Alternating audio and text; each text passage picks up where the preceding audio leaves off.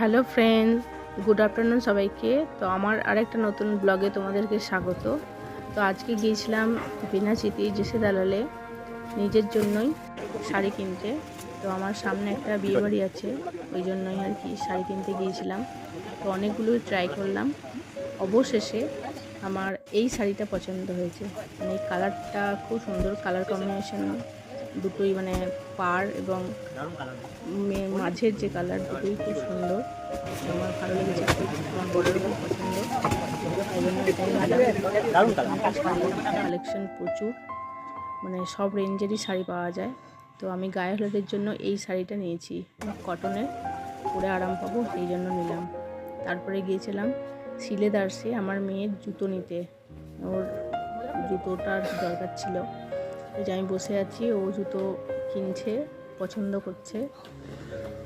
তো এই জুতোটা ওর পছন্দ হয়েছে খুব, দেখো এতটাই পছন্দ হয়েছে পুরো পুরো নাচছে। তো জুতো নেওয়া আমাদের কমপ্লিট, যে আমরা বেরিয়ে যাচ্ছি।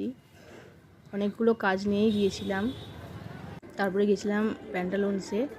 তো একটা পুচকুর অন্নপ্রাশন আছে, তার জন্য গিফট কিনতে, আর একজনের জন্মদিন আছে তার জন্য গিফট কিনতে। তো মোটামুটি আমাদের গিফট কেনা কমপ্লিট। তো এখানে এই যে জুইনের খাওয়াও কমপ্লিট। তারপরে গেলাম আমরা সানগ্লাস কিনতে, যে আমাদের সানগ্লাস কেনা হয়ে গেছে। তো চলো আজকের জন্য এটুকুই, টাটা।